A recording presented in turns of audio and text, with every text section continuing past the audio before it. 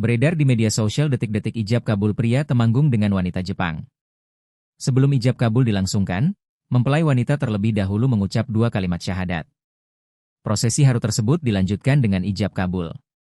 Pengantin pria diketahui bernama Angga. Sementara mempelai wanita bernama Kotaro Chiho. Chiho terlihat cantik dengan balutan kebaya putih.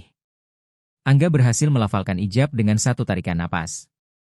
Ia sah menikahi wanita asal negeri Sakura tersebut. Dalam video lain, teman Angga terlihat berkomunikasi dengan Chiho.